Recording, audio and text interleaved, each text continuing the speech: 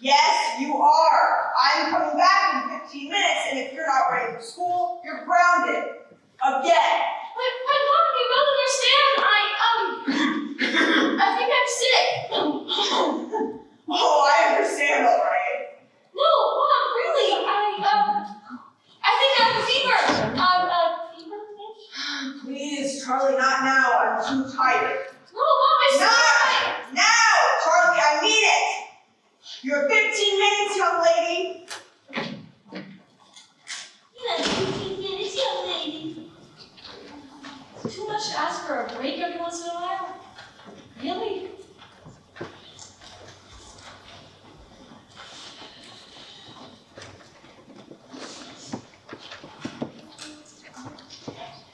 You grab something really can't color. It's so Charlie, it doesn't even match your interest.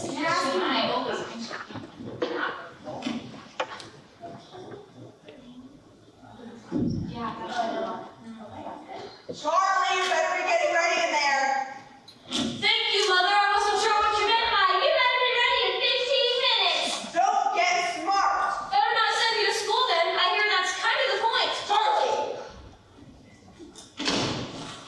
I can't stand that woman sometimes. Well, you don't mean that. She's your mother. What if she does? Put a lid on it, Jack. It's too early for your misanthropy. Oh, such a big word for such a small brain. Someone must have been up late studying the Oxford Dictionary. Very funny. You're a regular law riot. You're not married? That, are you? Ew, I've seen some fashion disasters in my day, but you are just beyond embarrassing. You have no soul, Kennedy. But I'm pretty. That's not quite the word I had in mind. My search would be. Can I just learn this here? Is it Barbie? That was enough. You guys never tell me anything.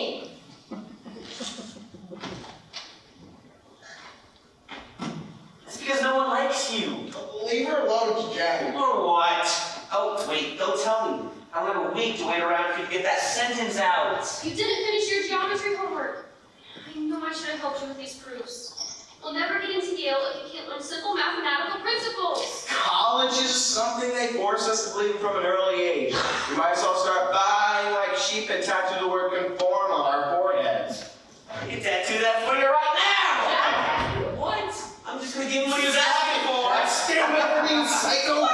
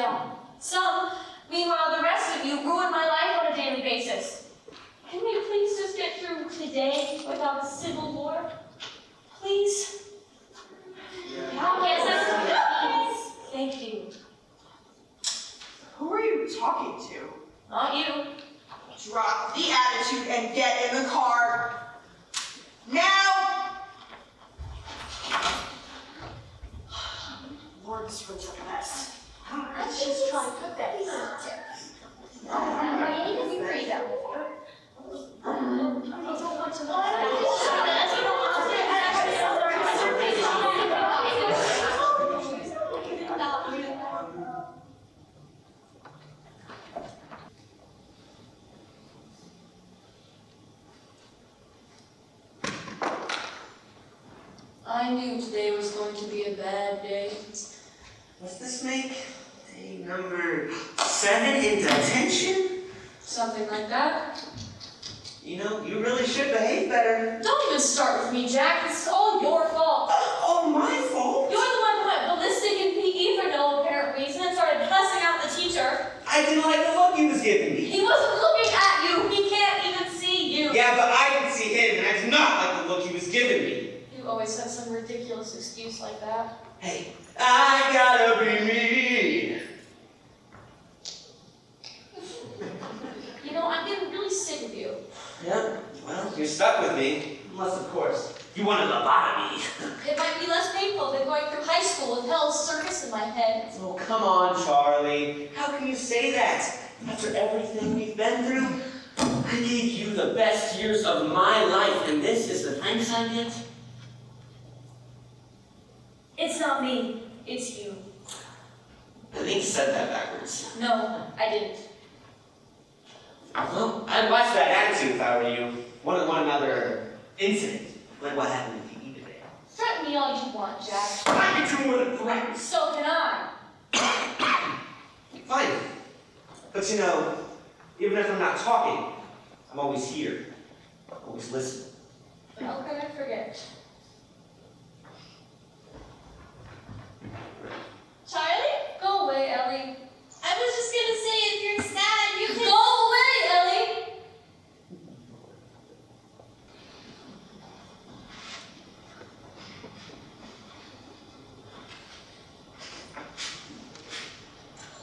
Honey, are you okay? You barely touched your food. I'm fine, Mom. Okay.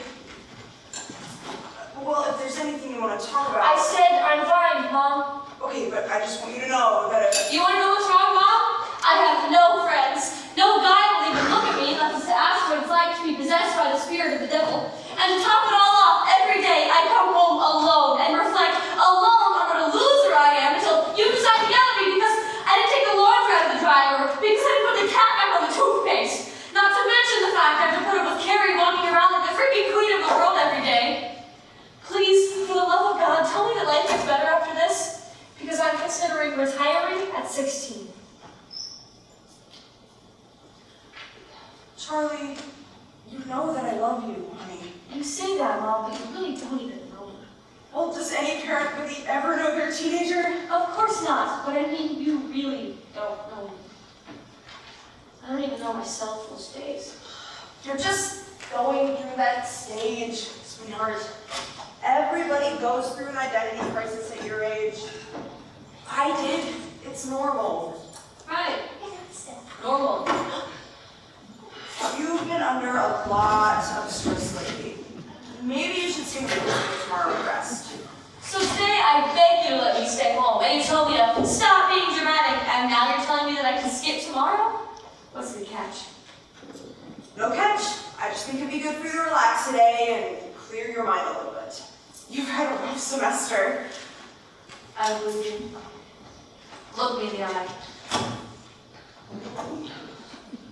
Look, Charlie, I want you to stay home because I read your journal. You went through my stuff? Well, I didn't have to. It fell out of your backpack this morning. And you read it? What happened to all that bull about you respecting my privacy? Well, I hardly think that's what you should be worried about. I can't believe you. It's none of your business what I write. I think if you're going to be writing about killing people in science class, then it is most definitely my business. What? I've never written anything like that. Oh, come on, Charlie. It was in your handwriting.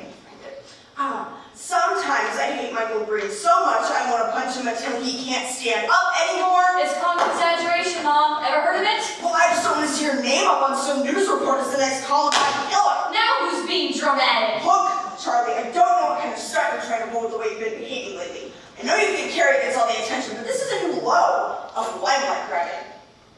Even for you. I bet if I were Carrie, you'd believe me. But of course, if it's me, there's no way I could be telling the truth. That's not what I meant. I'm just concerned about you. Otherwise, I wouldn't be making such a big deal out of this. I just want to know what's going on. Hey, Mom. Hey, loser. What's for dinner? Carrie, don't call your sister a loser. Sorry. Loser. Mom! Carrie, I mean it. Cut it out. How was practice? It was okay. We got done a little early, so didn't get to be on.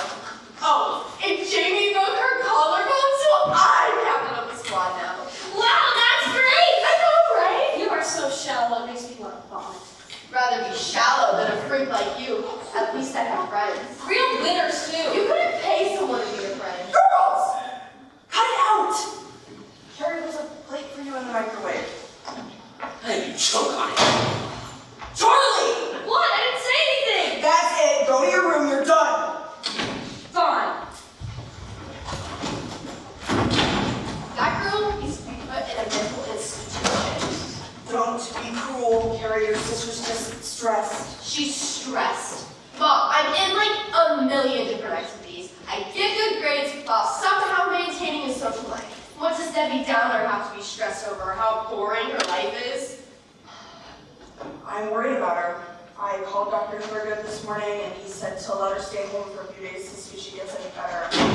You think she might just need time away to process her thoughts? If she goes with Psycho Lady on Me and gets a vacation, how is that fair? It's not as easy for her as it is for you. And how is that my fault? Carrie, don't you start with me too, please. Whatever. This is just par for the Parker family course. Dad's gone, you're never home, and now my sister's gonna end up in the loony bin. Great. Just fantastic. This will go over so well at school. Carrie, please. Whatever.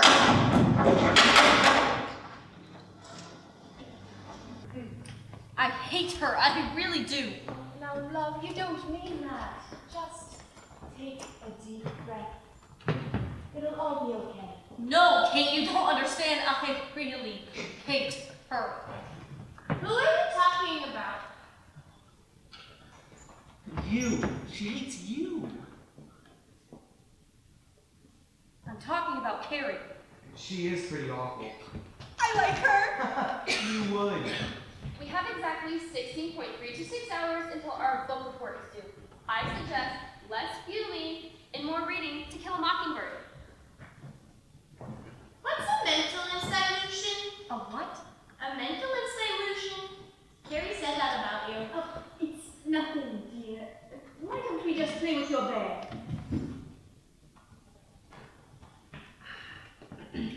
It's a place where it's always dark. And there are these giant monsters who come in the middle of the night to eat little girls who carry teddy bears. And you know they're coming because right before they're about to rip you to shreds, you see a red light and then... Jack, there are enough nightmares in this world without you creating more of them.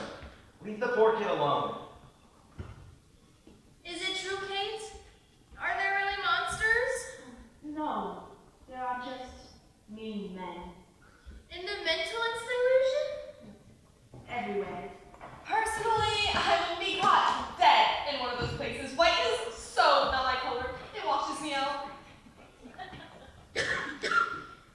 If Charlie goes, we all go. Oh, well, It just seemed like you weren't grasping the concept. oh, please. It really looked like you were struggling there. Shut it, My Chemical Romance. Up yours, Kardashian. You know, that's a compliment. Oh, They're all gosh. billionaires. One of them's even a billionaire. Technically, if you I cannot tell you how much I do not care. Sometimes I think I was a chicken in my past life. Hello, Axis Finch, book to read. What happened to the mental hospital? We'll worry about that if and when it happens. Can't we all talk about something else? There's an idea. So, do we want to do our book report on the symbolic link between a scout and the mockingbird, or whether or not people are inherently good or evil? Yarr! I can't find me pirate ship! It was here a minute ago! Shut up, Amy. You're driving me crazy. I don't think you need to be driven there. Is that so, princess? Honestly, Jack, the whole deranged killer act is getting old. I'm pretty sure I'm not the only one that's over it. How can you be so sure it's an act? Dude, I can't listen to this nonsense anymore. I'm putting on some Morrissey. Oh, one time I found a rock and kept it as a pet for a whole month. But then I forgot to water it and it died. Rocks aren't alive. Dummy. Pickle juice! Oh, please just quiet down. I'm sure Charlie would like to rest. I'm fine. You don't look fine. Yeah, no kidding. When's the last time you used a hairbrush? I don't she meant. I'm just saying, a little pride in your appearance wouldn't hurt. Neither would graduating from 10th grade. What are you doing, Charlie? Is that a suicide note? What? Oh my god. You are so pathetic. Dear mommy, I'm so sorry. Boo! Shut up, Jack. What's a suicide note? Charlie, you can't be serious. I think I'm having an attack. The least you could have done is consult me about this. This is a poor excuse for a suicide note. Where's the pain? The intense outpouring of emotion? Derek! You're not helping. What's a suicide note?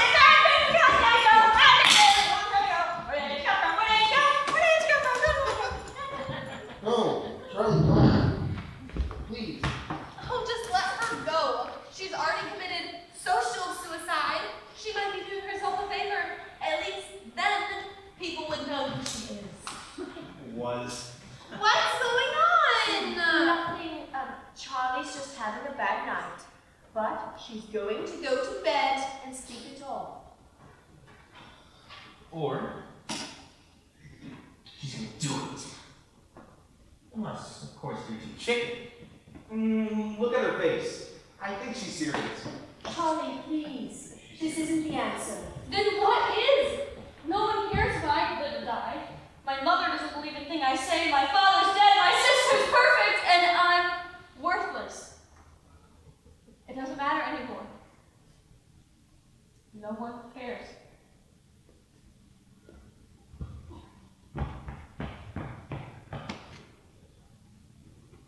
I love you.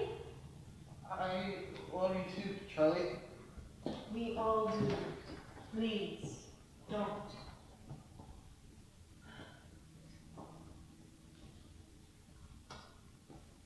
Do it, Charlie. Jack! Come on, it can all be over in a second. This isn't funny. She shoots! She scores! And the crowd goes wild! Oh my god, I can't even kill myself without you guys driving me crazy. I give up. I'm going to bed. Good idea. You'll feel better in the morning. Maybe I won't wake up. Yes. Good night, everybody. Till I get that book sleep.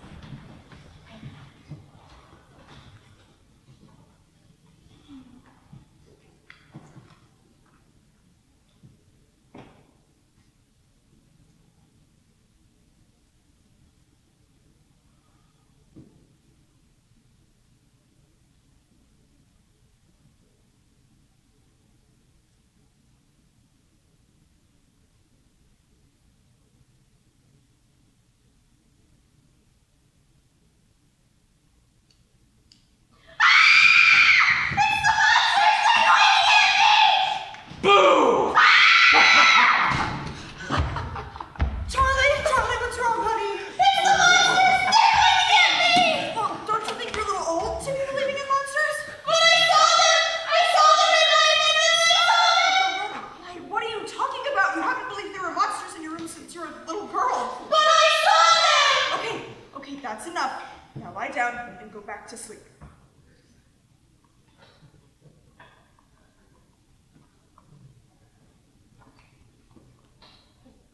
Charlie, you're shaking. Are you okay? I'm fine, Mom.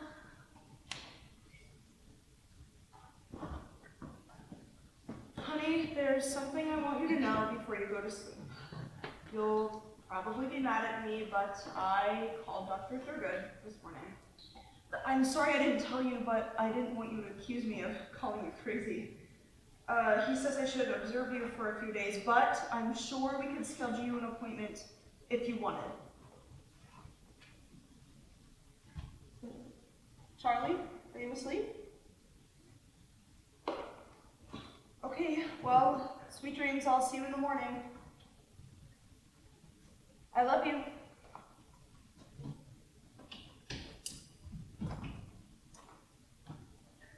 Yeah, you keep saying that.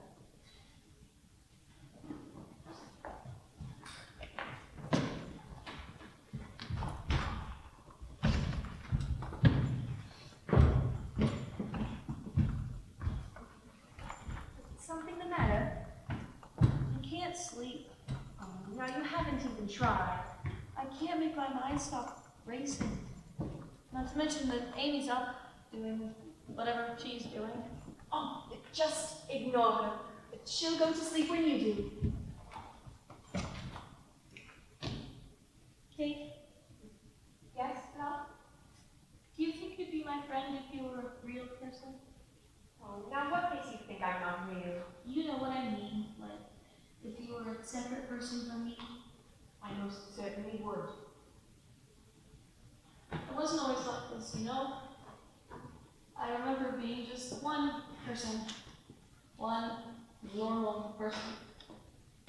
Well, I'd rather be extraordinary than normal any day. I don't feel extraordinary. I feel awful. I wish I could go back. What was it like? It was wonderful. Before any of you guys came along, it was just me, Mom, Dad, and Carrie. Carrie was even nice then. I know that sounds impossible, but she was. We used to be close. It does seem difficult to imagine you and Carrie as friends. I mean, there's always been the classic sibling rivalry, but who doesn't have that? I suppose you're right. And now she can't stand me. It's like our life before Dad died didn't happen at all, like it got erased. But you remember. I can't forget.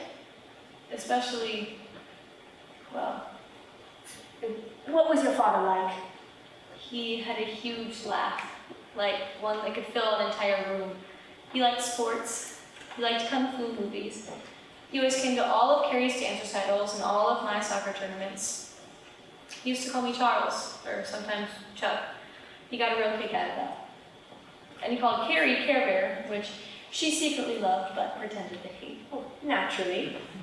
And he was really funny and kind. I miss it.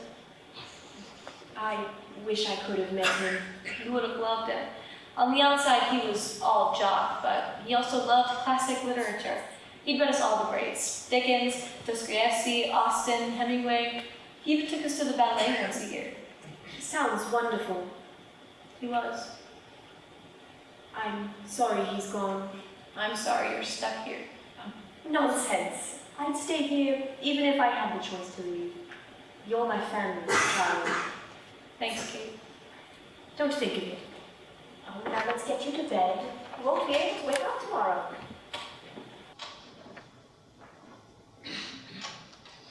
Kate, Yes, Doc? will you tell me a story about your family? All right, I suppose. When I was a little girl, my father worked in a shoe shop.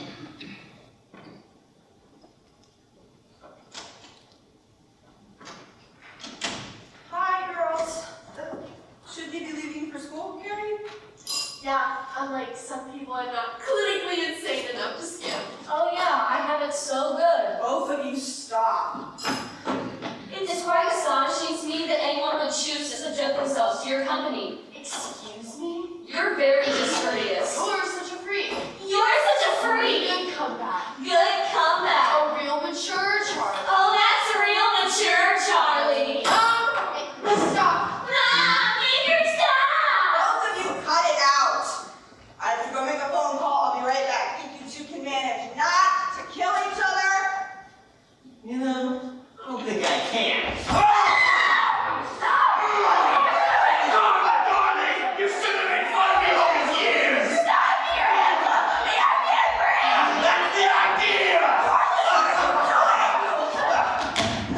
Charlie Louise Parker, what has got into you? She tried to kill me! I didn't mean to! You had your hand on my throat. It was an accident! Just stop it!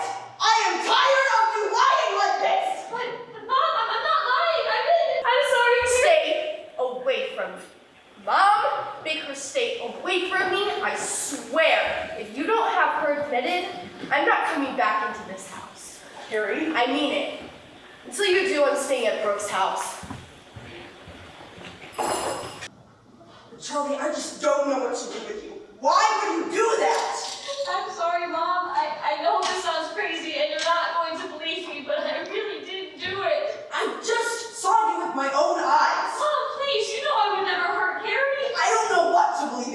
I think it would be best if I got you to see Dr. Thurgoode today if he has a spot available. Until then, I think it would be best if you just stayed in your room. I don't want to run the risk of you. I just think it'd be safest. Mom, please, you can't be scared of me. Please, that wasn't me. I'm sorry, I don't know what else to do. Just please go to your room. Go on, Mom.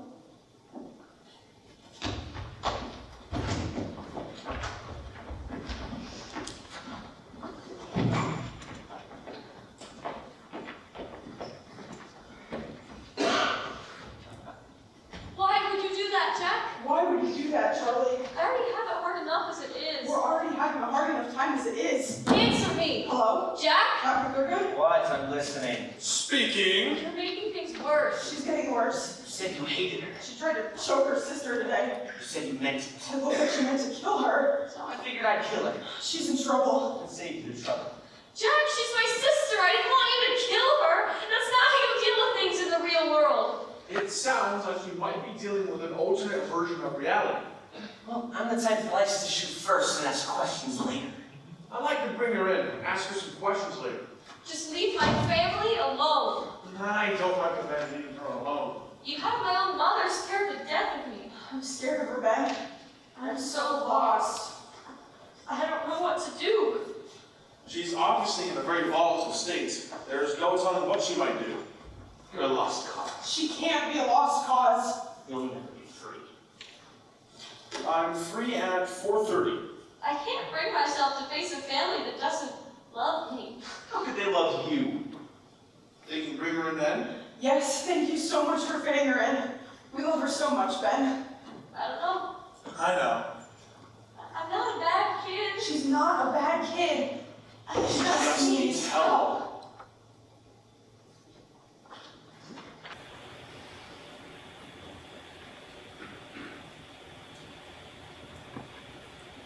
One thing I've always wanted to do before I die is go to a zoo and set all of the animals free. I've had this idea since I was, 5 or so. Unlike most kids my age, I hated going to the zoo. My parents thought it was because I was afraid of the animals, so they'd insist on dragging me through each exhibit, reassuring me that none of the lions or bears or monkeys were going to break out of their cages and hurt me. It was never about fear for me.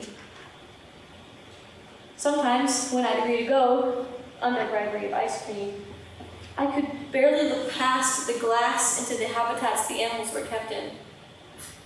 The zoo didn't mistreat the animals by any means, and I'm sure they had nice lives full of regularly scheduled feedings and no competition for water or territory, but I couldn't help feeling sorry for them. My parents tried so hard to reassure me that none of them would escape their cages, and that's what bothered me the most. They'd never leave that zoo. They'd never be the wild animals they were intended to be. A lion wouldn't be a lion, a bear wouldn't be a bear, a monkey wouldn't be a monkey. They would all just be caged animals. Forever. Until they died.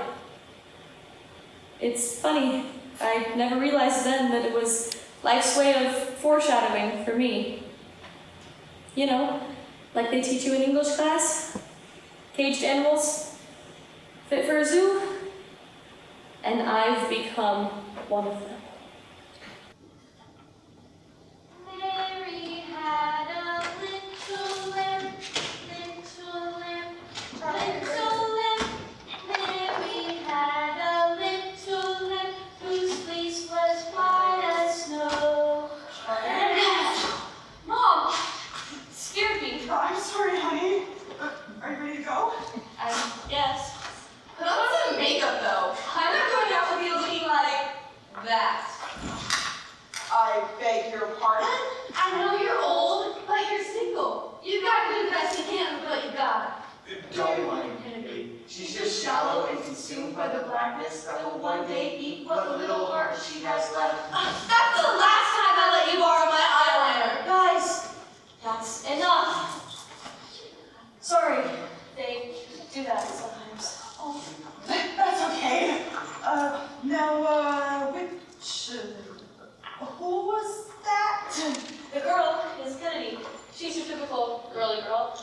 reminds me a lot of Carrie. I take that as a compliment. And the other one is Derek. He's what we call emo. What's emo? I don't think anyone really knows. Basically, he's just constantly depressed and hates pretty much everything. Except music. It's my life. And there are others? Yeah, besides Kennedy and Derek, there are 6 others. 6. Look, Mom, if you're getting freaked out, we really don't have to talk about all this. No, it's okay. It's just, gonna take some getting used to. Well, I appreciate you sitting down and listening to me last night. I know it was hard to hear, so it meant a lot that you took the time. So, thank you.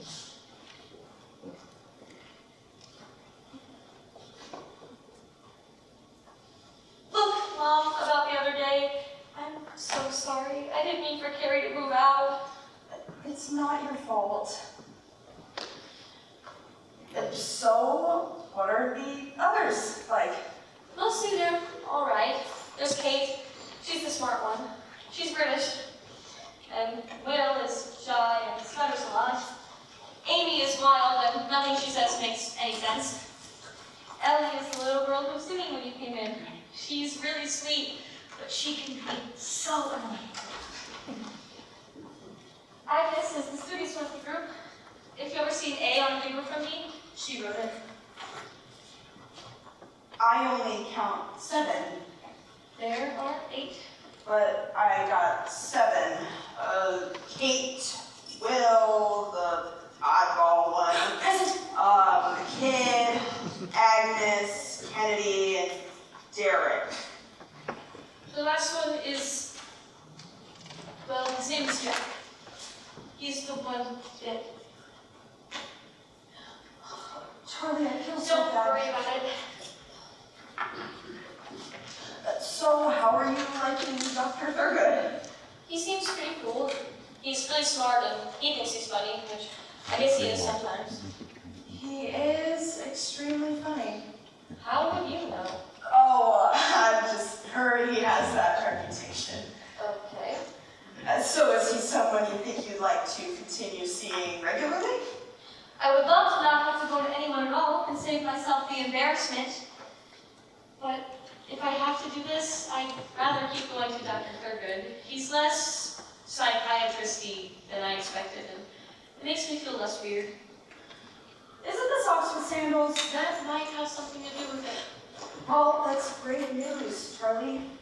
And if you ever need anyone else to talk to, you always have your good old mom. I'm 16, Mom. I think it's against the rules for me to tell you anything. Oh, there are rules? I wasn't aware. There's a whole handbook. Wish I got one of those. It's so good to see you smile, Charlie.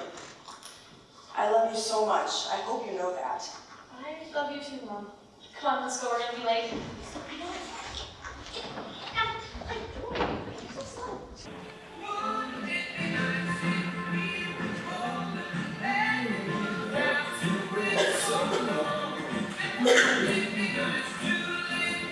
Dr. Thurgoode, your 4:30 CCU, Charlie Parker. Excellent. Send her in.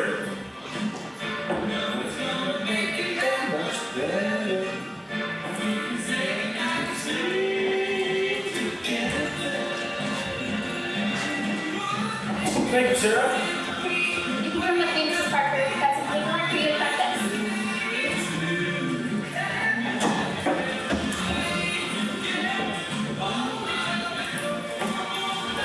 Not a Beach Boys fan. Not so much, no. Are you crazy? Sorry, bad joke. They're not really my style. Well, the next week you can suggest something for us to listen to. Deal? All right then. We'll start today's session off by having you list 3 things about yourself. Like what? Anything you want. You have it till the song's over. Okay, Tick-tock, Charles. The clock is ticking. number 1, I hate being called Charles. My dad used to call me Charles. Sounds like a point for later, but duly noted. 2 more. Okay, I love peanut butter and I love chocolate, but I hate them together. Blasphemy! But that makes 2. Okay, one more, Better hurry.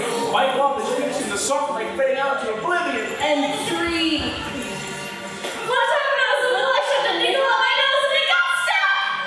Just in the nick of time. Well done. Thanks. So, what does that mean? Huh? What does that tell you about my psyche or whatever? Oh, nothing. I just want to listen to the end of the song. Anyone knows the real psychiatric business ain't starting to lie down on the couch.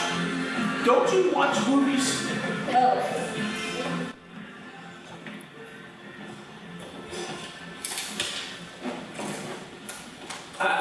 I'm kidding. You don't have to lie down. You can just sit.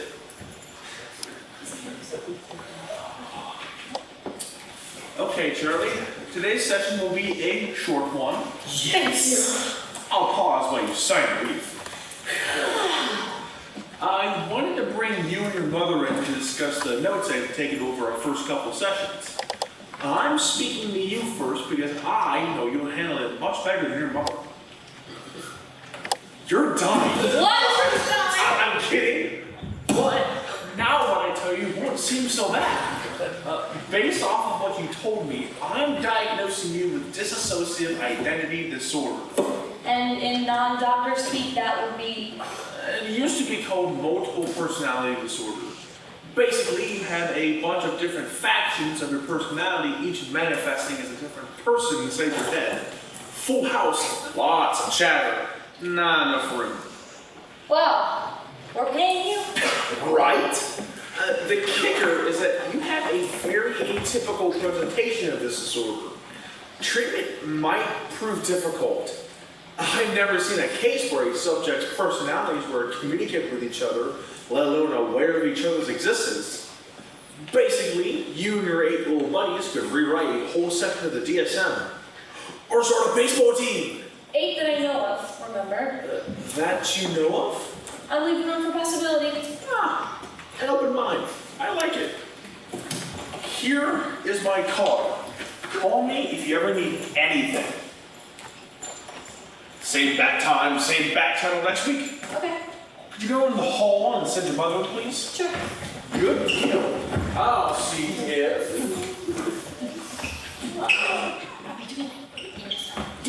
Excuse me. Can I help you? You can help me by letting me hide here while the person trying to kill me was elsewhere. Okay. Can I at least ask? Are these the voices in your head? Someone's trying to kill you? Is someone actually after you with a physical weapon? I'm being figurative. In this office, I come to ask. Understandable. I've never seen you in here before. What's your name? Oh, Alex Crawford. I'm a new patient. Oh, and what are we treating before? That patient confidentiality is non-existent right now. What? She does have a point. Oh, I don't mind. I've got nothing to hide. I'm a compulsive liar. So how do we know the truth about that? I guess you don't. It's a paradox. I can't not be a liar because that would mean I was lying when I said I was a compulsive liar. And if you think I am a liar, then how could you believe me when I said I was a compulsive liar? Because then I might be lying. Think about it. My head hurts. See you next week, Dr. Thurgoode. Oh wait, you can't leave like that before we're properly introduced. Alex Crawford. So I heard. And you are? Charlie Parker. Charlie? Wow. I would have guessed Mike. Maybe Bill. It's a nickname. My first name is actually Charlotte. Robert! You are in big trouble! Mom! Hey! I was just coming to look for you! You can't fool me! Not now that I know you're a liar! Liar's such a harsh word. I prefer to be called a truth flexibility tester. And I prefer to call drinking myself to sleep at a nightcap. But that doesn't change the facts. That's not embarrassing. Neither is having a son like you. Now pick up your stuff and apologize to the young lady for interrupting her session. I am so sorry about all this. It's okay. We were done anyway. Now do not you've been getting. Let's go!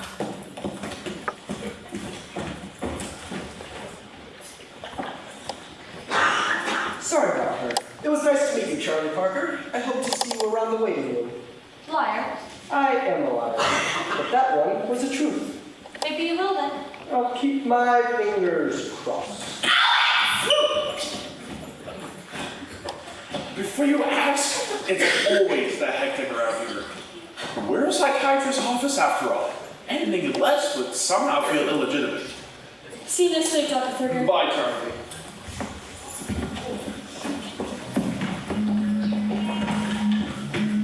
Next week's when it gets interesting.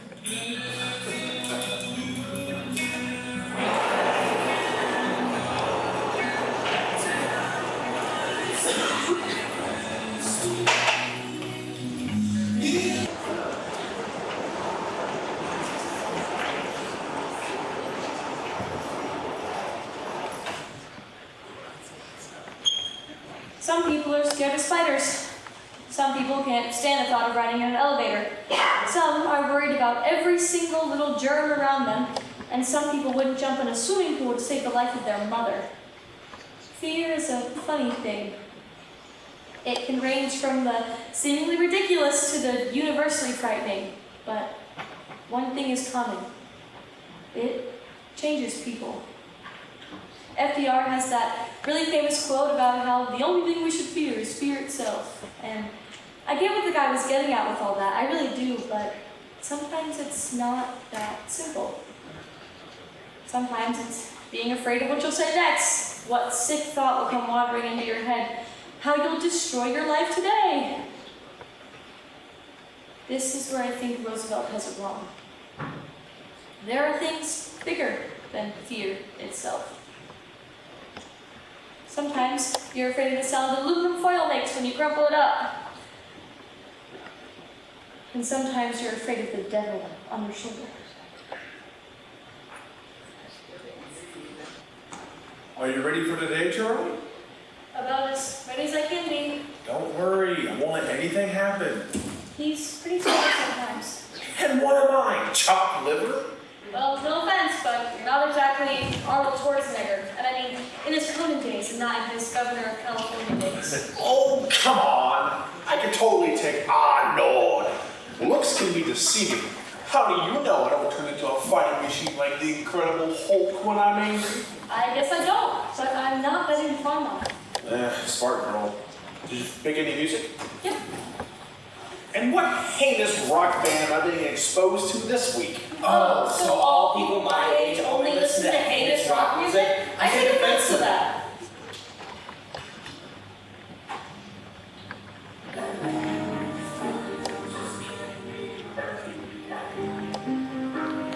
Maybe I'm just tired of never knowing. Not bad.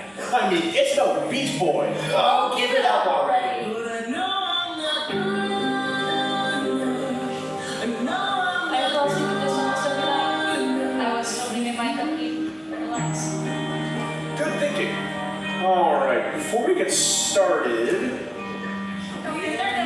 Sorry to interrupt. Your mother's on line 1. tell her I'll call her back. She said it's important. She always says that. She said to call back every 15 minutes until you talk to her. The woman drives a hard bargain. Who knows what she wants? She probably thinks her neighbor is stealing her mail again. I'm sorry, I'll be right back. Just lie down and try to relax. Okay.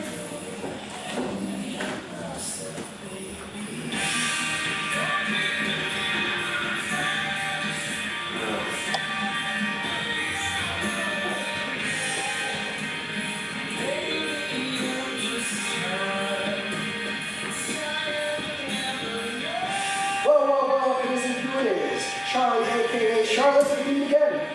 Can I help you? Did I not make a big enough impression the first time? Oh, hey!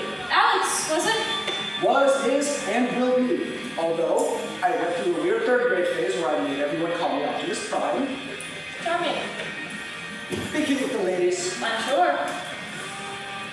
So, what are you doing here? I'm a patient.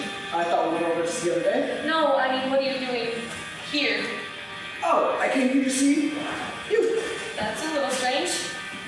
bad about the big scene I caused last week, and I wanted to make it up to you. You could have just sent a card. I figured delivering one in person is more sincere. You didn't. No, I didn't. But give me 1 minute. Oh, maybe get the card? Let's say to me. I have so many supplies. I've got glue, I've got sugar, I've got glue. I've done here. This is glue. You still got This is definitely. If you add a little bit of extra.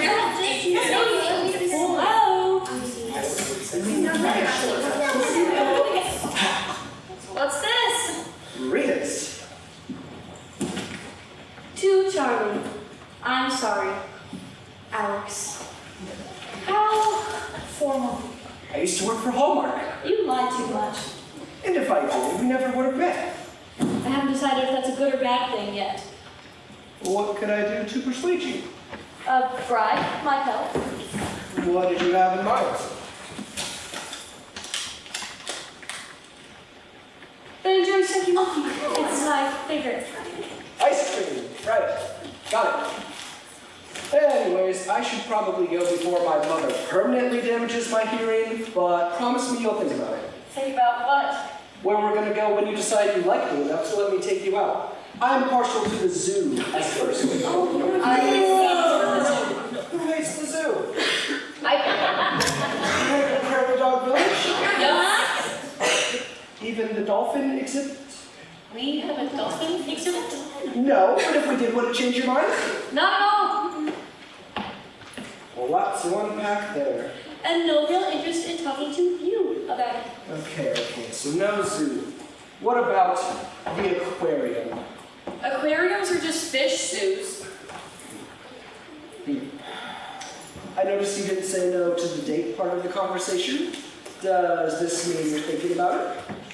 This means I might, potentially, at some point, think about it. I'll take a maybe. I'll see you, Charlie. I hope sooner rather than later. Bye, Alex.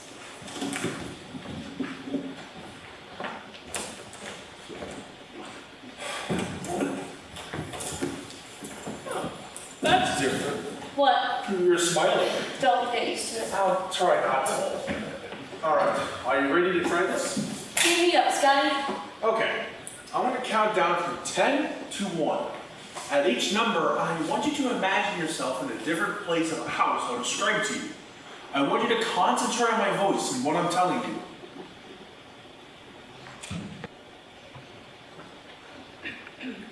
When you have kids at a young age, nobody asks you what you want. It's all about choices you should have made and dealing with the consequences of bad decisions. No one ever sits you down and tells you it won't always be this hard. No one tells you that you can still do what you've always wanted. Because you can't. Your life becomes filled with an endless parade of diapers and feedings and crying. Sometimes the baby, sometimes you. You stay up nights wondering what your life could have been like, and then she cries, and you realize you'll never know. It doesn't change much when they get older, except you come to realize that comforting them is much more difficult because they don't want to tell you anything. You ask and they're always, fine. Their door is always closed to make it obvious that they want you as far away as possible, and no matter how hard you try, it seems like all they want to do is sit in their room with the music turned up and pretend you don't exist. Charlie, she was always a handful, and now she's going through this thing, and I don't know how to help her. I just feel so useless. I just want to sit her down and tell her it'll all be okay. Tell her that I'll be there for her like no one ever was for me, but I can't even get near her. It seems like she's light years away, and I can't help but feeling like a failure of a mother every time she gets worse. What if I'm the reason she's like this? Will she get better? Can I trust her? All I have are questions, and real answers seem impossible. I mean, honestly, how How do you raise a kid when you still feel like a kid yourself?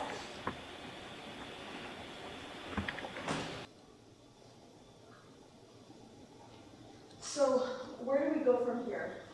I'll be honest, Melissa. Last week was a clear indicator that something needs to be done about this, quickly. Well, I still don't understand how this could have happened. There's a lot of reasons someone can experience a dissociative disorder like this. Like? Abuse, a frightening and unstable home environment, other severe trauma. Oh. Oh. Well, you know that her dad passed away. I'm sure she shared that with you. She didn't say much about it, but yes. Well, she hasn't been the same since.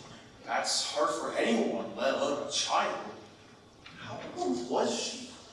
She was 11. That's awful. It's worse than that. Worse how? She really should be the one to tell you. Melissa, if this is something that can indicate what she's dealing with and how to help her, then I need to know. What happened? Listen, the girls thought the world of their dad.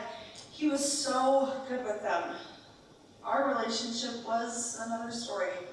Did he ever? Oh gosh, no. He never laid a hand on me or really did anything wrong. I just wasn't in love with him, I guess. I mean, we met when we were so young, and then I got pregnant, and the best thing to do from there was get married. Do the right thing, you know? I see. But I stayed with him because he adored our children, and they adored him. There was no reason to break up the family just because I was unhappy. I understand. I don't agree, but I understand. One day, he and Charlie went to get Carrie from auditions. Alice in Wonderland, I think. Anyways, they wanted to swing by to get a pizza on the way home. Well, it was really icy out, and they never made it to the school. Another car came through the intersection going way too fast, caught some ice, and crashed into them. James lost consciousness immediately. I mean, he was probably already gone, but Charlie was awake for the whole thing. She saw him lying there in her mangled car, bleeding to death, and she couldn't do anything but wait for help to come, just trapped there, afraid and alone. Melissa, I'm so sorry. I knew the roads were bad that day. I knew I shouldn't have let her go, but she just had to go with him everywhere she went. His little shadow, I mean, she just wouldn't take no for an answer. It's not your fault. Knowing that Dave may have been the cause of what she's dealing with now, how could it not be my fault? I should have gone. I should have insisted. I should have told you. It's okay. It's okay. Take a deep breath. There's our girl. Would you like a tissue? I'm so sorry. I didn't expect to break down that way. I often have that effect on women.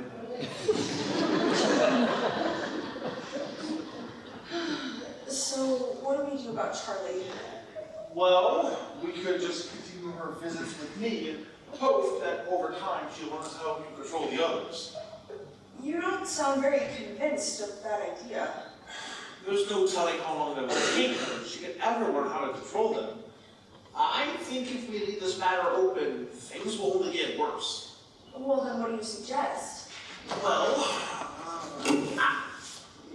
there's a new drug out on the market. No, I don't want her to be medicated for the rest of her life. Just hear me out. It doesn't require a long-term medication regimen. It works by blocking certain chemical reactions in the brain that are believed to have a hand in the disorder. Each week, we focus on a personality to eradicate. In studies, the subject has experienced a loss of the personality within 24 hours of ingestion, and to date has not experienced a return of the personality. It's completely safe and effective. Well, how can you be so sure it's safe if it's new? It's been in the testing stages for decades now. Trust me, Charlie will be fine. At worst, she won't lose any personalities, and at best, she'll be cured. I think it's worth a chance so that you can all be a family again, not having to worry about some of the more violent downsides of Charlie's disorder. I don't know.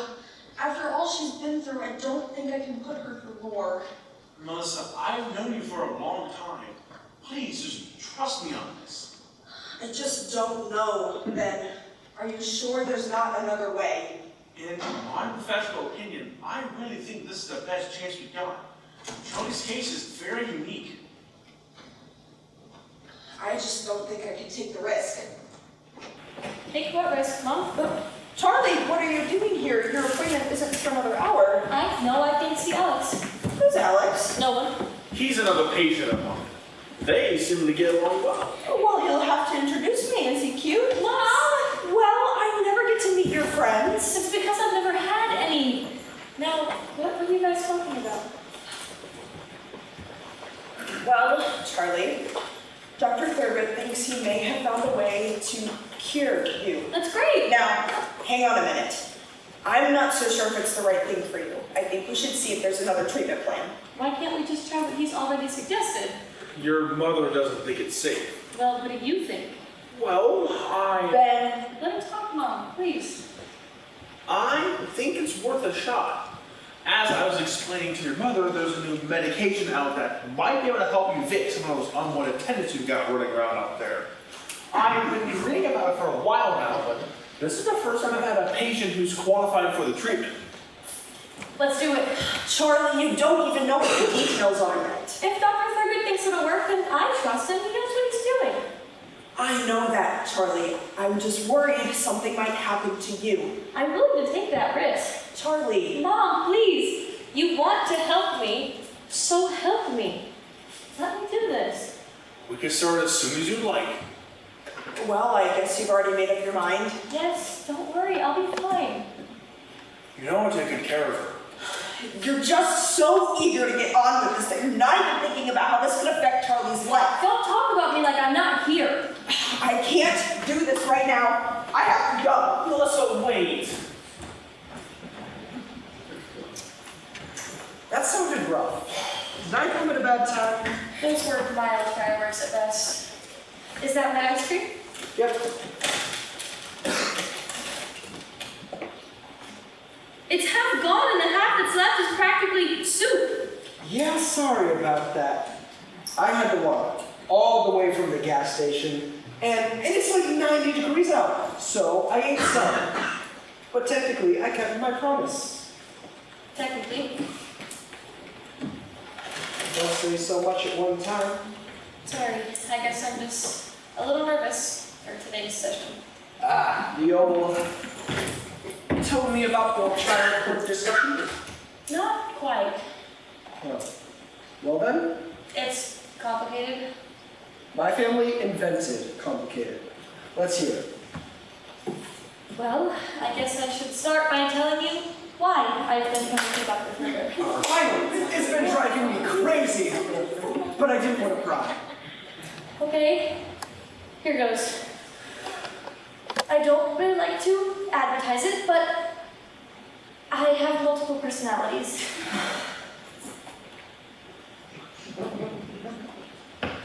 You are a woman. Stop it, Alex! I really do. Why? I bet you can get away with a lot of stuff with that. It's not as fun as you think. My family treats me like a burden, and my friends, well, I've never really had any.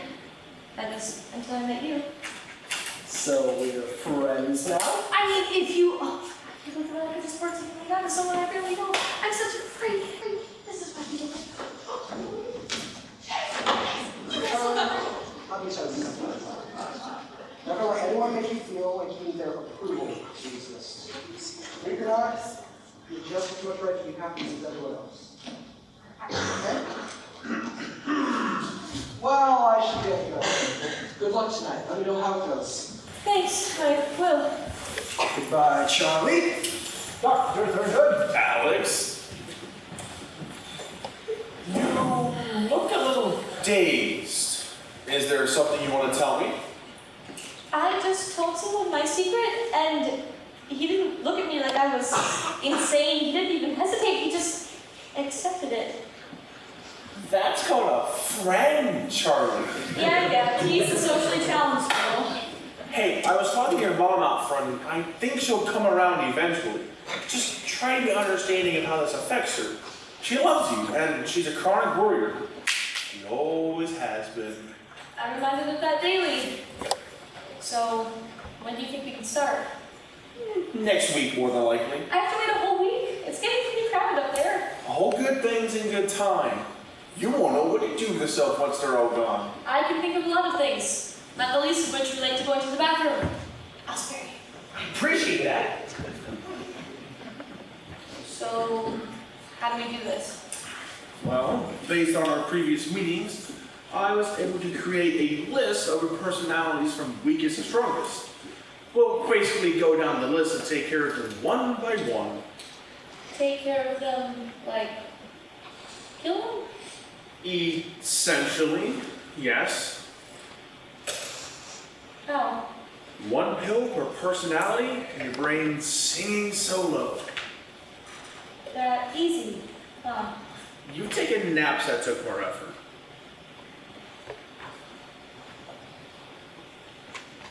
I'm in. Excellent. So, what do you want to talk about today?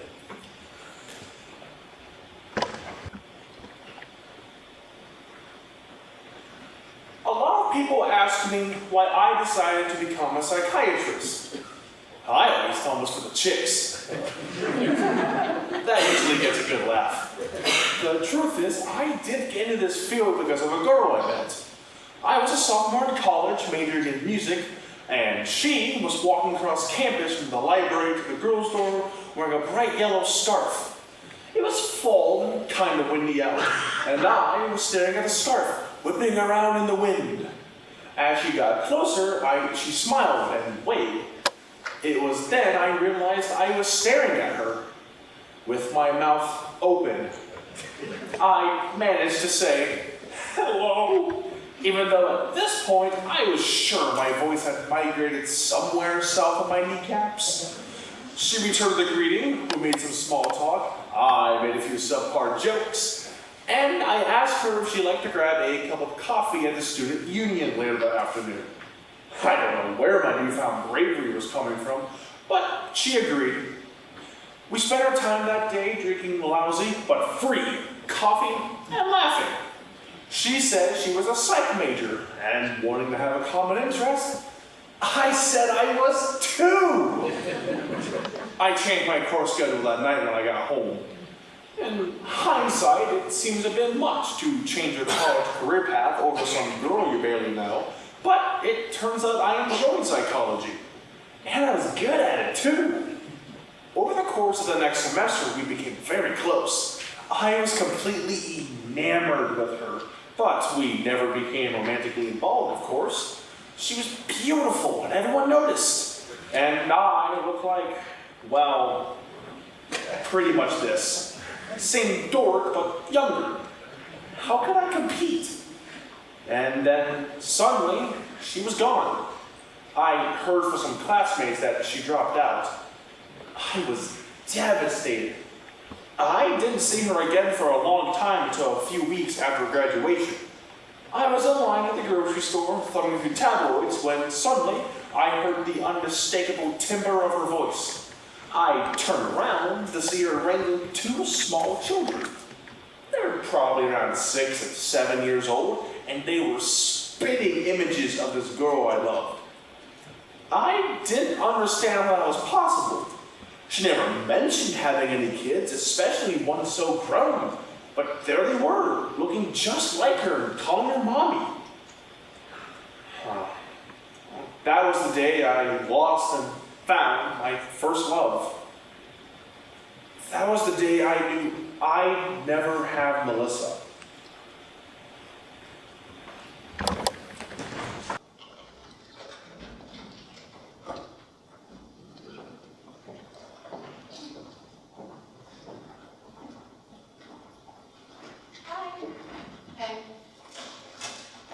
I'm glad you're back. Look, Curry, I know you hate me, but I just wanted to say I'm sorry for what happened. I know there's no way I can ever really make it up to you. I don't hate you. You don't? No. I actually kind of envy you. You envy me? How is that possible? Mom has never tried this hard. She just expects me to be perfect at everything all the time. But you always are. Well, sometimes I don't feel like it. And for once, it'd be nice to be allowed to fail. I'm sure she doesn't mean for it to be that way. I know she wishes I were more like you. You're so independent and confident, and I'm a natural disaster. Yeah, someone should call the National Guard. Carrie, can I ask you something? Sure. So I met this boy and... Never mind, it's stupid. Want to have pizza? No way! You can't just drop a bomb on me like that and try to change the subject. It's not a big deal. Come on, Charlie, spill it. Okay. His name is Alex. He's really cute and he goes to the same shrink as me. Is he there when the same thing as you? Because that could be a confusing date. No, he's there for something else. Anyway, I was hoping maybe you could help me, I don't know. Not look like a depressed straw? I wouldn't have used those words, but yeah, basically. I love hangovers. Okay, first we'll start off with what kind of issues now. Rainbow, tell me about this boy. Well, there's not much to tell me yet. I don't really know him that well. He didn't kiss me though. He kissed you? Shut up. Yeah, it took me totally by surprise. We were just sitting there in Dr. Thurgoode's office and then he started.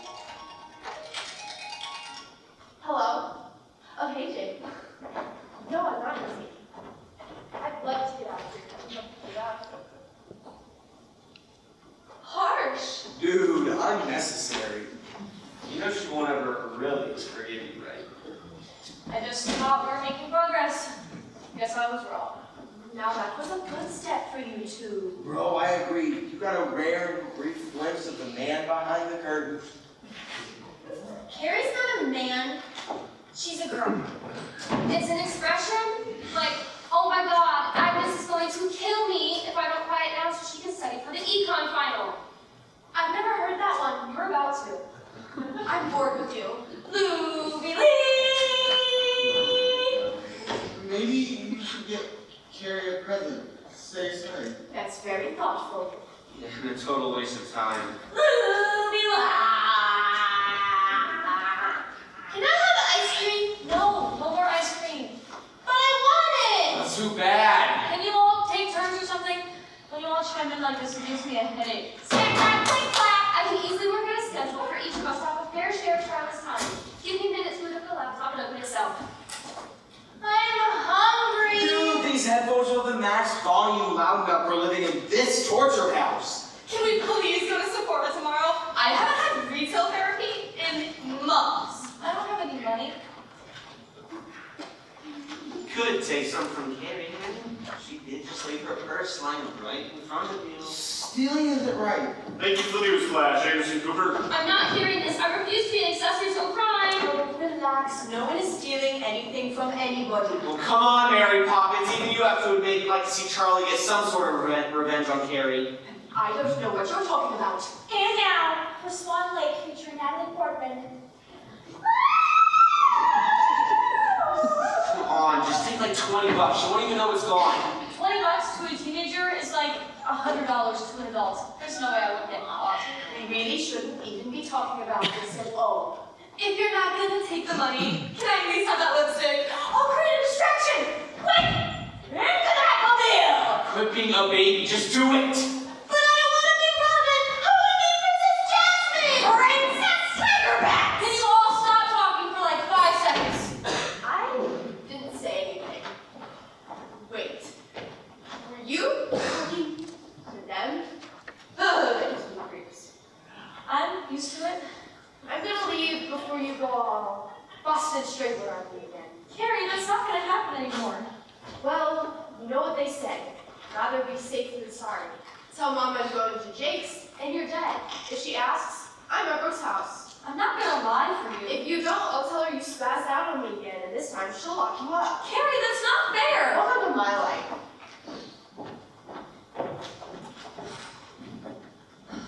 The nerve. Told you should have taken the money. come you didn't get her a present? You can't blame her. Charlie is a total freak. No offense. And if I had the chance to get away from all of you guys, I would rather not part with you. We pray for the day. You know, someone should really teach your sister a lesson. I seem to recall that being what got us into this situation in the first place. It's better to just let it be, love. Whisper words of wisdom. Shish kebab! Shish kebab! Shish kebab! This has got to stop!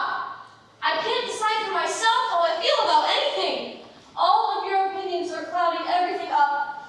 Just stop thinking. No one think about anything.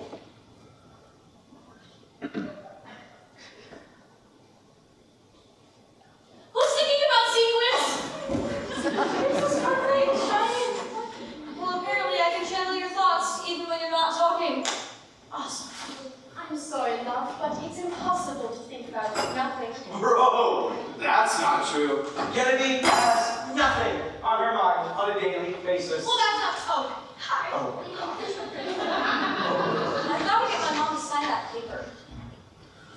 What paper? You don't know?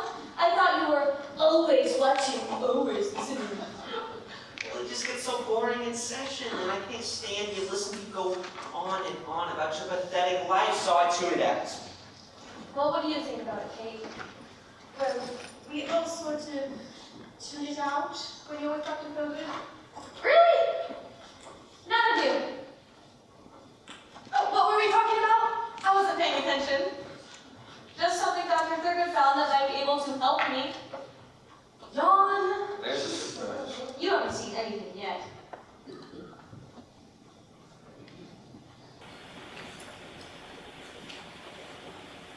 I can't believe you got my mom to sign that release. I told you she'd come around eventually. I can never get her to agree with me. How'd you do it? A magician never reveals his secrets. Fair enough. So, who are we, getting rid of today? Well, it would be easier to get rid of the weaker personalities first. I have Will as the first on my list. Oh, I know it's going to be hard, Charlie, but if you agree to follow through with this, then we need to extract all of them. I know. Are you sure you want this? Yes, but Dr. Thurgoode, Yes. could you do me a favor? Explain to Will that he didn't do anything wrong. He gets really sensitive about stuff, and I don't want him to think that any of this was his fault. Philip was a great friend. I'll make sure I do. Thanks. Are you ready? Yes. Okay. Just try to relax. I'm going to count to three. I'm going to count to three. Concentrate on Will. Focus on what he looks like, how he sounds, how he behaves. And when I count to three and snap my fingers, I want you to let Will take over. Take a few deep breaths. That's it. All right. 1, 2, 3. Charlie, are you okay? Charlie's sleeping. Is this Will I'm speaking to? Yes, it is. Hey, Will. This is Dr. Thurgoode. Do you remember me from the other day? Yes. I have a message from Charlie, Will. She wanted me to tell you that you are such a great friend, and you shouldn't blame yourself for anything I'm about to tell you. Okay? Okay. Good. Now, in a moment here, I'm going to have you take some medicine that's going to make you fall asleep. It won't hurt you at all. It'll just make you want to take a nap. And what happens when I wake up? You aren't going to wake up, Will. But why? Because Charlie is very unhappy, and the only way to help her is if you all take a nice, long nap. You want to help Charlie, don't you? Of course I do. You're a good friend, Will. Dr. Thurgoode, will Kate have to take a nap too? Yes, everyone will. At least I won't be alone then. Not at all. All your friends will be there with you.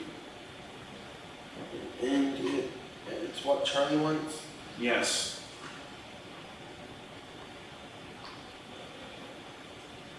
Okay, I'm ready then. You're doing a very good thing, Will.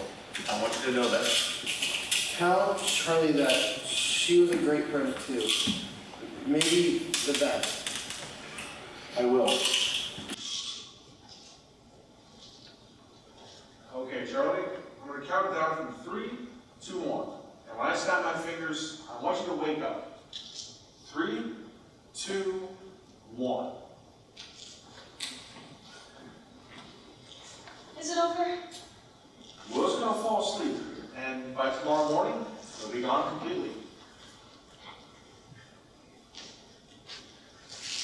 Charlie, it's okay to be upset. I know. It's just Will was one of the nice ones. I know.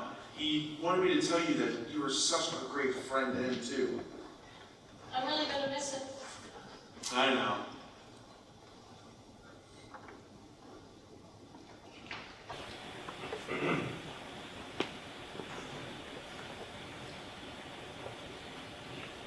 I never had many friends growing up, but I always had Charlie. It might surprise you, but the world isn't always a very friendly place for people like me. Unsure, afraid, different. No one takes the time to listen. They think that you have nothing interesting to say. I suppose they think that just because it takes you time to work up the words or the nerve that you should just be ignored, forgotten, pitied. They think they have you all figured out the minute you open your mouth.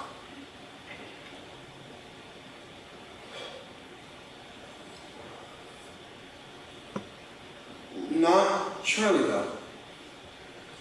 Charlie sees me, not as a defect and not just as what makes me different. She sees me as the whole person I am.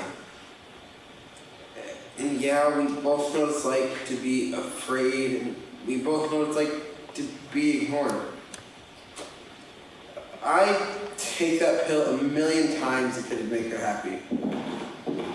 I feel like finally, for once in my life, I get to do something great.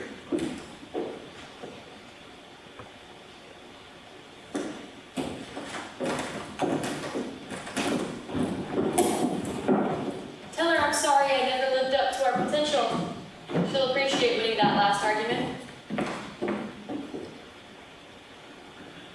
Okay, look. I don't have time for this. I have essays to write, logarithms to solve, clubs to preside over, debates to lead about what are really going on in the Upside Down, and what role 11 plays in that role.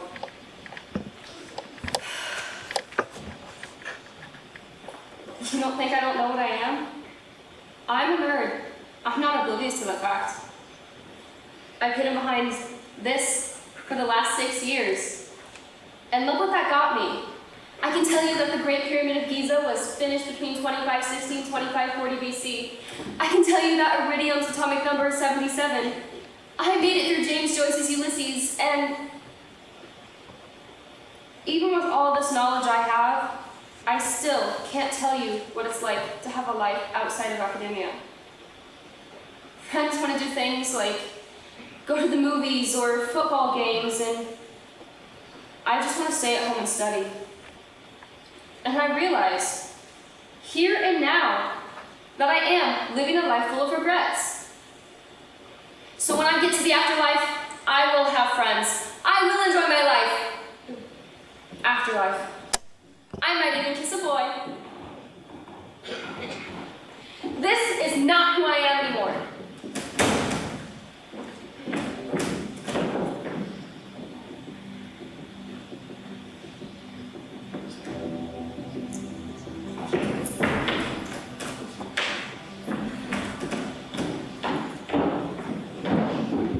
The funny thing is, he's probably gonna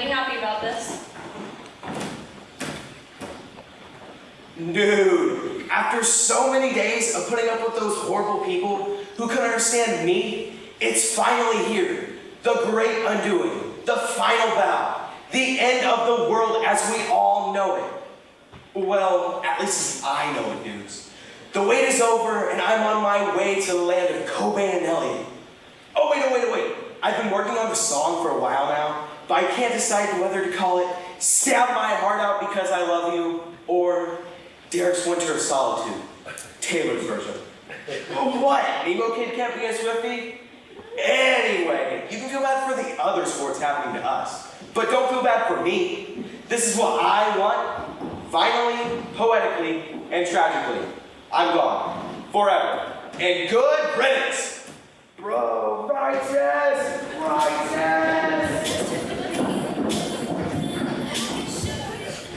As much as I needed her, I know she's probably not all bad. Tell her that. It's as close to a compliment as I can get without lying. Shallow, fake. Those are two of the words I've been called most frequently, along with a few others I won't mention.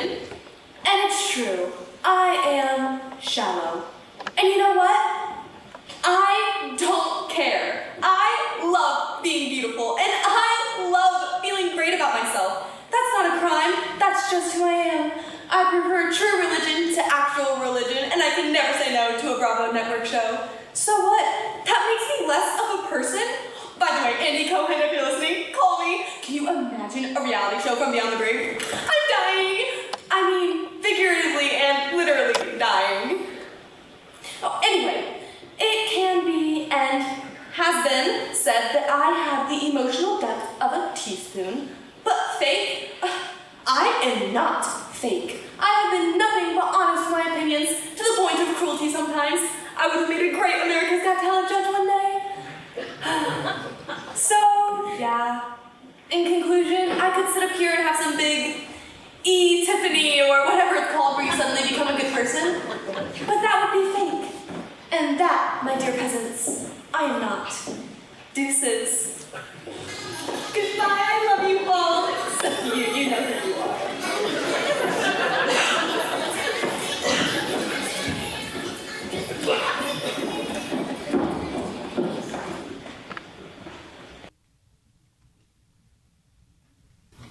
It's so quiet and empty. I kind of miss everyone. I know, love, but this is for the best, and you know that, no matter how hard it is. I think it's nice. More room for me. You're going to be gone too once this is all over, Jack. Shut up, Kate. You're one I will be sad to see go. In fact, I'm going to enjoy it. Who's to say I won't fix it, so you're the last one who's killed off? Dr. Thurgoode won't let that happen. Maybe. Maybe he'll have no choice. Oh, cut it out. You're scared too. I can see it. And I shall call this new land Phantasmo! Okay, I take back the quiet comment. It was nice while it lasted. Amy, I swear, if you say one more word. That doesn't count because I barked and didn't say anything. Until now. Oops. But you can't get me. You can't. Oh, you can't get me. Think about it, Jack, or you're next. You know, pretty strange that with me being the evil one, the good old doctor hasn't managed to get rid of me yet. Oh, I'm sure there's a reason. Yeah, but he's scared he can't get rid of me. Oh, come off it. Keep it down. I don't want Amy and Ellie to freak out. They don't know yet. Where do they think Airhead, Barbie, and Emo Boy and everybody else went? The holiday. Holiday? That's lame. It was the best I could come up with at the time. Well, anyway, keep it down. They don't know, and I'd like to keep it that way. Don't know what, Charlie? Nothing. I hate being a little kid. No one tells me anything. I want to go on holiday with everybody. You might be joining them sooner than you think. Jack! What? Don't! Maybe we should tell the little girl she's so eager to know everything. Just don't. Fine. But it's not because you asked so nicely. It's because I don't want to listen to either one of these two babies whine and cry all night. Hey, I'm not a baby. Neither am I. I'm 6. Yeah? Well, one time I screamed really loud, like this. And the whole sky fell down. No, you didn't, Amy. That can't happen. Oh, but it did happen. I know. No! I swear to God, you shut up! I can make you wish you were here! Jack, stop. All right, fine. Wouldn't want to rob the doctor of his rightful execution anyway. You know it's not like that. Oh, really? Tell me how this isn't exactly systematic and premeditated murder. Murder? Murder of bros!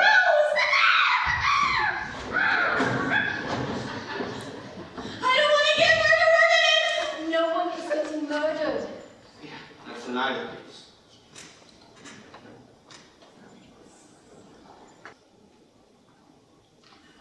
We need to continue with the treatment, Charlie. Can't we just get rid of Jack? The rest aren't so bad. We can't get rid of Jack till all the others are gone. You know that. Besides, it's going to be a lot harder to isolate him now that he knows what's going on, and we can't have anyone for him to hide behind. I feel horrible about this. Ellie's a good kid, and she doesn't even know what's coming. We agreed that would be best. I know. I guess it's just harder than I thought it was going to be. You'll be a lot better off once this whole thing is over. I just need to remind myself of that. Okay, let's get this over with before I change my mind.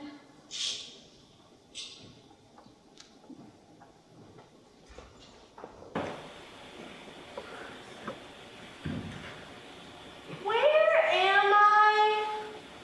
Charlie? Kate? What's going on? It's dark in here. I'm scared. Maybe I should go find Charlie. But Kate says that if you ever get lost, you should stay where you are until someone can come and find you. Okay. Hush, little baby, don't say a word. Mama's gonna buy you a rug. Charlie? Is that you? Oh, thank goodness, I was so scared. Where's Charlie? Are you doing? No! No! Please, I want to go home. Please, no! Please, no! No, please! No, please, I promise!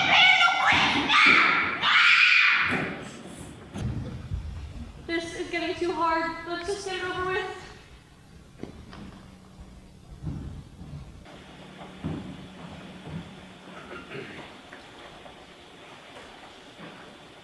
Hi, we haven't met. I'm Amy. Want to hang out sometime? I could say that so easily now. Here at the end. Figures. All my life, that's all I ever wanted to say, and I could never get up the courage. I'm not really sure why. It's that fear of rejection, I guess. The fear that someone will look at you and say, why do you bother existing? So I built my entire life around being the crazy girl. When everyone's afraid of you or misunderstands you, they disregard you. They roll their eyes at you and move on. Too easy of a target, not worth the time. Why bother? Loneliness is better than being ridiculed, isn't it? It's better than being picked on, being bullied, or worse. If I'm this over-the-top caricature, they can't hurt me, because that isn't really me. Watch me dance, watch me twirl. I can juggle 600 flaming torches of cotton candy and 17 Technicolor giraffes without losing a beat. Just don't look behind the curtain. And if I reject them first, they can't reject me. I'm the one in control. Even if I'm all alone, I'm still a rung above the people that get their heads shoved in toilets at school. Then isn't that worth it?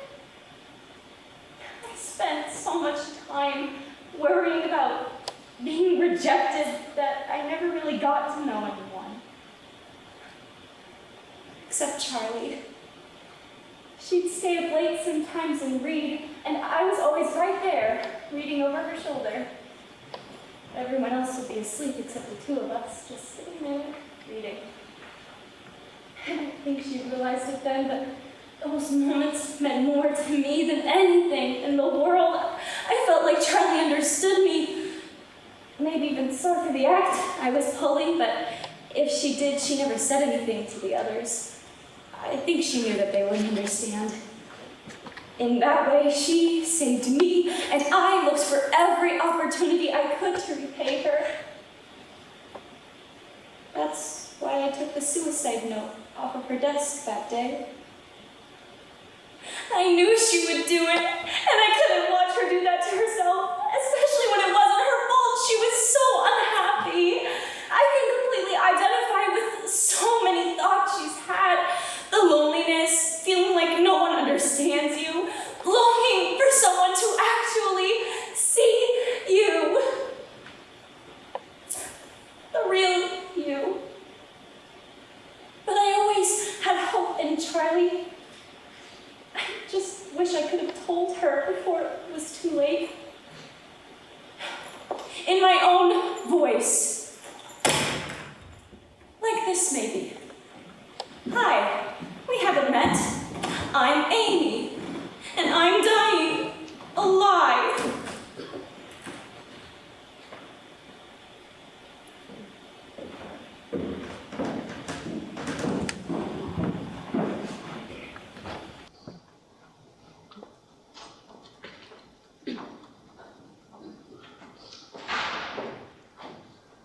Are you sure you're going to be okay by yourself tonight? If you want me to stay home, I will. I'll be fine. And you'll call me if you need anything at all. Yes, now go, have a good time. You're sure? Jeez, would you leave already? This guy's gonna think that you bailed on him. Well, there are worse things. Speaking of the guy, who is he? What's he like? Well, he's funny. He has a good job. He likes me.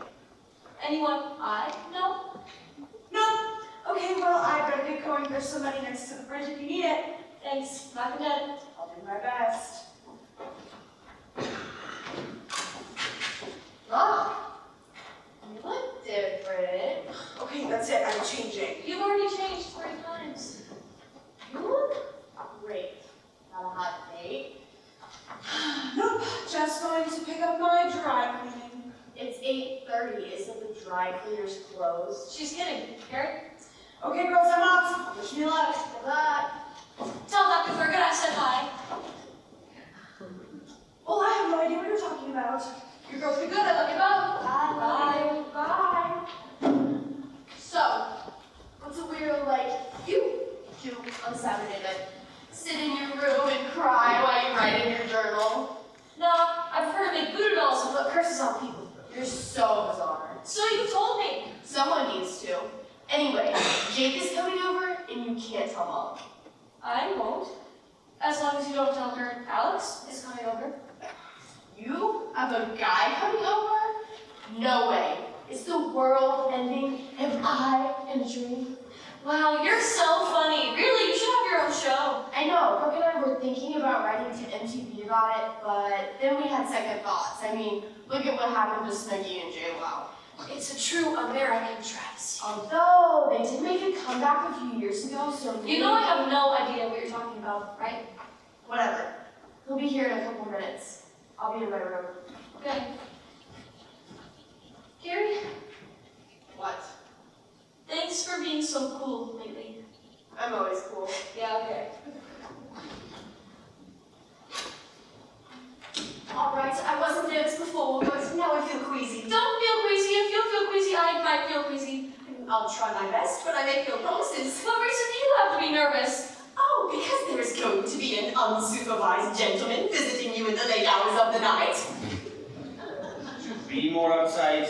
Maybe if she tried really hard. There's no need to be rude. I'm just trying to look out for you. Sorry. If I'm being totally honest, I'm nervous too. This is all so exciting yet somehow so terribly inappropriate. I know, I've never been on a date, ever. Oh, don't you think we know that? Jack, the last thing we need is your input. I don't really care what you need. We're aware. Oh crap, he's here. What do I do? Answer it. Oh, I'm so glad you're here to help us with this tough time. Be quiet, Jack. Oddly enough, I kind of wish Kennedy were here to make sure that I look okay. I think you look ridiculous. Oh, hush. Go, he's waiting for you. Come in.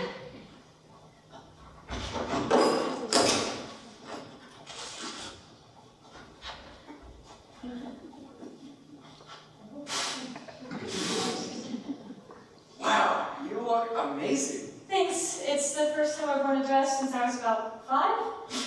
Really? You don't have to make it sound so abnormal.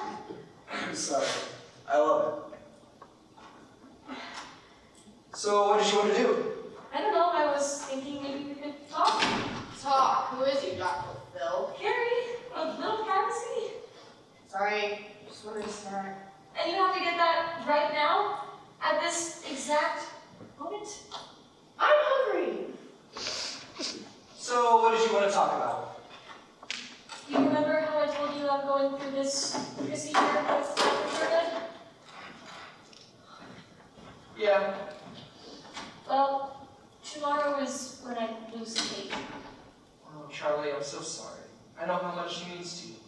Yeah. The thing is, I don't know if I can do it. What do you mean? Once Kate is gone, there will be nothing left standing between me and Jack. Except for me, of course. I'm being serious, Alex. So am I. I'm here, Charlie. I'm here for you. Whatever you need. I just need you to tell me that I can do this. You can. You can do whatever you want. You know, I can never tell whether or not you're lying to me. Well, I guess I'll just have to stick around and prove it to you. I'm just gonna apologize now for anything awful I may say or do in the next week. Jack's pretty strong, and I don't want him to, scare you off or anything. Scare me off, please. It would take an army of zombies. And even then, I've seen enough episodes of The Walking Dead that I would probably still survive. I believe that. You should. Just tell me one more time. I can do this, right? Yes, love. You can.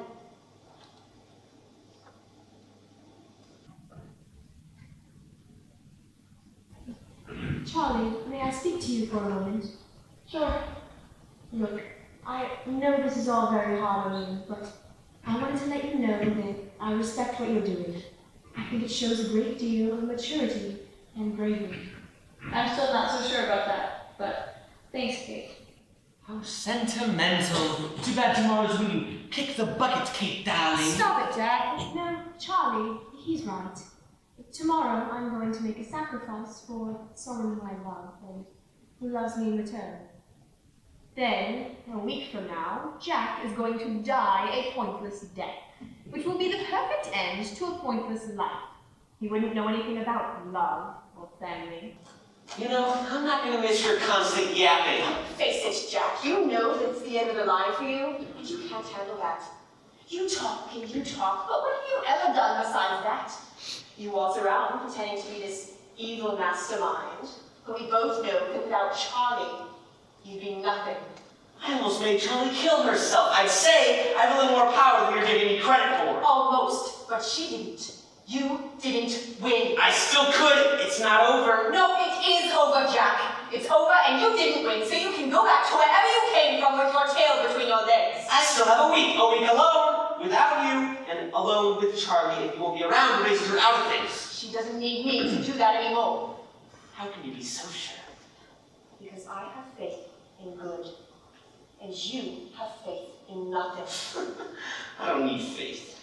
You will when you get to where you're going at the end of all this.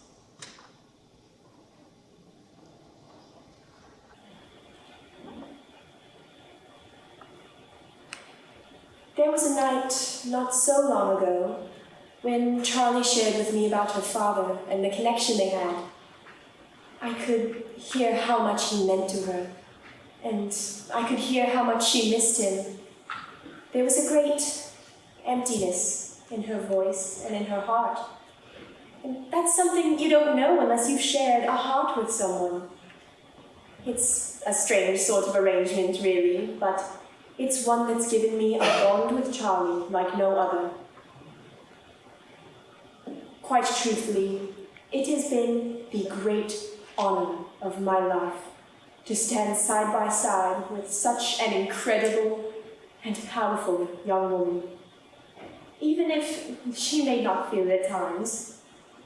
The same night we spoke of her father, Charlie asked me to tell her a story about my family, or what I can remember of them at least, and so off I went. When I was a little girl, my father worked in a shoe shop. We didn't really have a lot of money, but he would work extra hours to make sure we always had enough for the things we needed. I remember one year on my birthday, I must have been about 7 or 8, I had my eye on this little pink bike. It was the kind with the basket on the front and the little bell you could ring. I knew we didn't really have the means for such things, but when I woke up the morning of my birthday, the little pink bike was downstairs waiting for me. I remember being so happy in that moment that I couldn't speak. I ran to my father and I threw my arms around him. It must have cost him a week's worth of late nights at the shop, but my father said that it was worth it, just to see me happy. Now, when I finished my story, Charlie got very quiet, and she said, I used to have someone who loved me like that, but not anymore. Now, I've told her at least 100 times since then that even if she thinks there's no one else out there who loves her, she should certainly know that I do. I could never tell whether she believed me or not, but maybe now she will.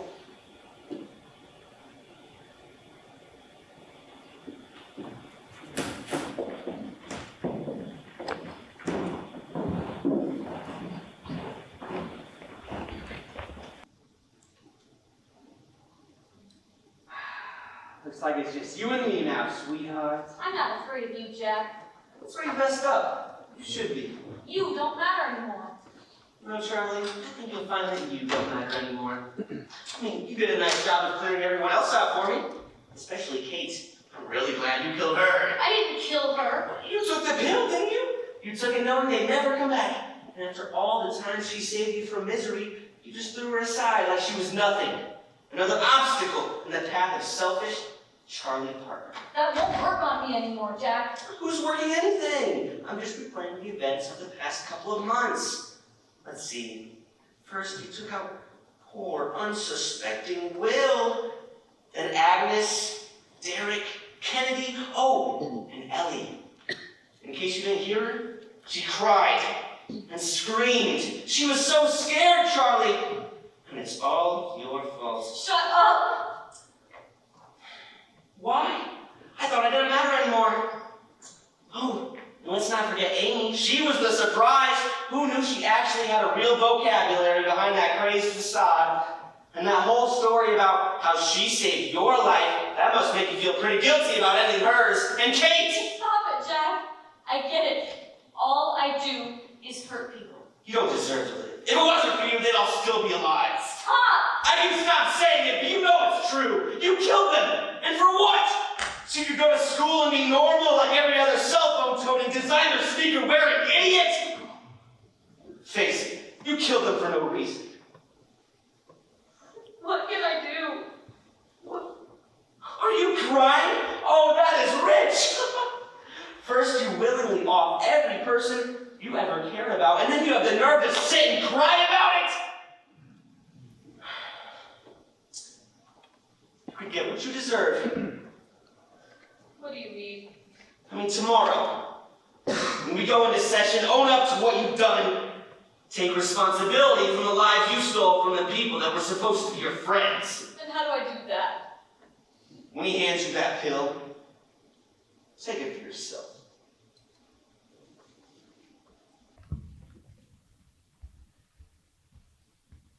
All right, Charlie. Last day. Are you ready? Just hurry up. Wow. Someone woke up on the wrong side of the bed this morning. Woman, put on some more relaxing music. I said, hurry up. I know you're nervous.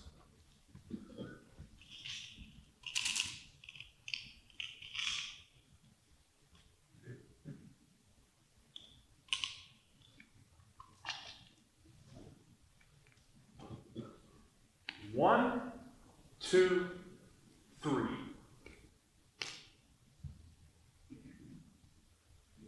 All right, Jack. I know you're in there. What did you do to her? Might as well come out.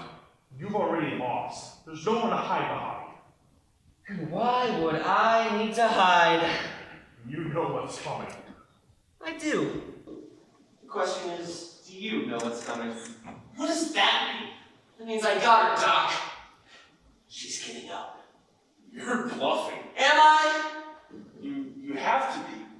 Charlie won't come this far just to fail now. Oh, you'd be surprised what a powerful tool guilt is. This can't be possible. Charlie, can you hear me? Save it, Doc.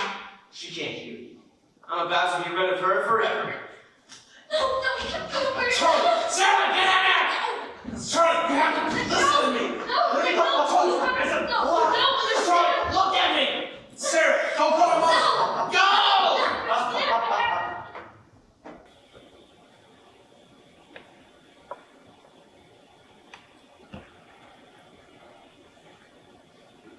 I've been outsmarted. I can't believe it. Okay, Charlie, you win. You got me. But you know something? You also lost.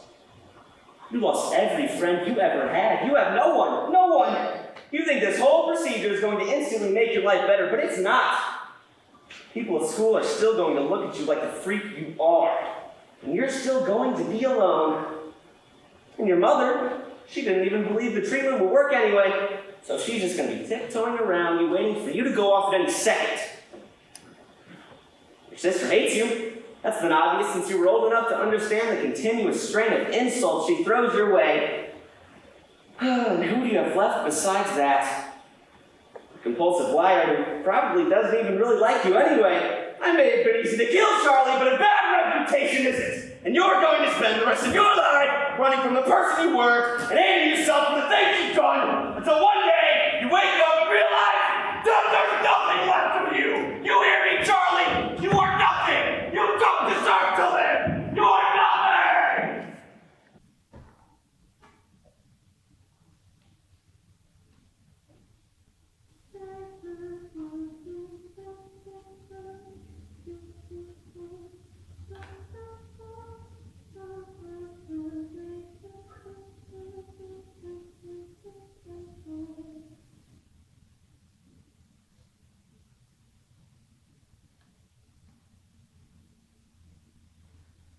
Where do I begin? I mean, I think I did the right thing. Alex says I did, but what does he know? He's a liar. I can't say that things are better.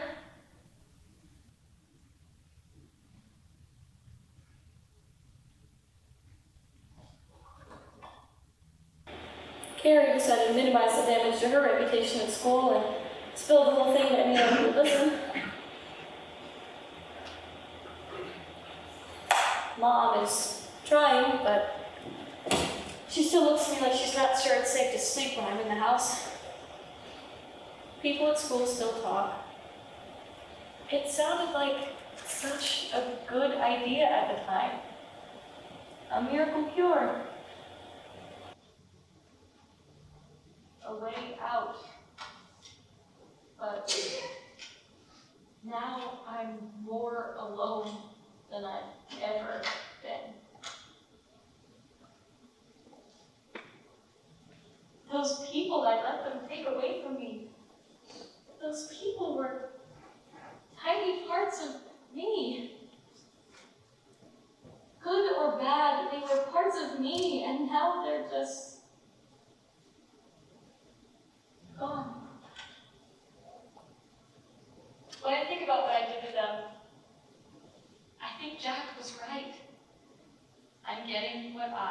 deserve. A cold, lonely, dark, nothing. All the way to the end. I try to keep the things that Kate used to say to me in my head, but the more that time passes, the more that I forget.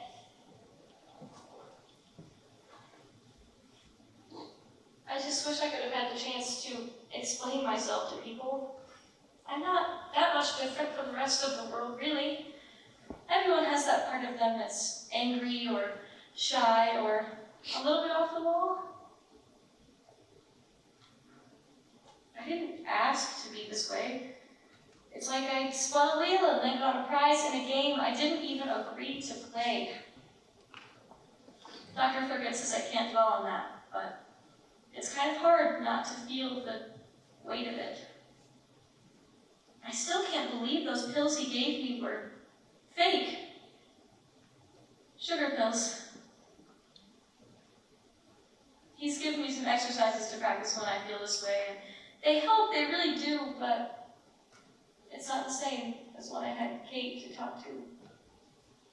Or even Will, or Amy, and that starts the cycle of guilt all over again. I just wish I could hear one more time, I can do this right. I mean, who do you turn to when you don't even have yourself anymore? You can do this, love. Once upon a time, when I was a little girl, my father worked in his shoe shop. You've got us. Alex! Hey! Can we come in? Of course. We know you're feeling sad. And if you don't want us here, We'll tell you too bad, because we're all right here, and Carrie made a cake, and I'm not lugging it all the way back into the kitchen. Carrie made a cake? don't sound so shocked. I can read a recipe. I didn't know you could read, period. See, this is why I don't do nice things. I'm kidding. Wait, what's going on? Why are you guys in my room with a cake? It was the only way I could get an invitation. It's your birthday! Didn't you know? It's not even close to my birthday. We wanted to do something cool to celebrate the birth of the new you since you got a blank page to write on or whatever. Not like I care. Carrie. We wanted to mark your fresh start with a little something. The cake was my idea. We all contributed. It was also not your Thank you guys. Really, I love you so much. Hey now, I just like you a whole lot. I'm so proud of you. You all are. This has been really tough, and we want to let you know that we're going to be here for you no matter what. I know it might not always feel that way, but I promise you, it's true. That goes double for me, Chuck. Anytime, day or night, just call. Chuck? I like the way it sounds. See? Chuck Parker, nice to meet you. New name, new you. I'm having a hard time letting go of the old me, to be honest. And well, you should. It took you a long time to get to where you are now, and it would be a shame if going forward you forgot the part of yourself that got you this far. How do you get so wise? I am a 1,000-year-old vampire. My family has had to move from city to city to keep our identity secret. We're on the run from an ancient order of monks. You're such an idiot. But it made you smile. My arms are getting tired! This is a huge cake. No way I can eat it all myself. I'll help you. I didn't think you knew how to enjoy things. It's a little cake, it won't kill me. Should we take us into the kitchen? Alex and I have some things to discuss in the kitchen. Why don't you two get started? We do. We do! Well, that wasn't weird at all, but who am I to talk?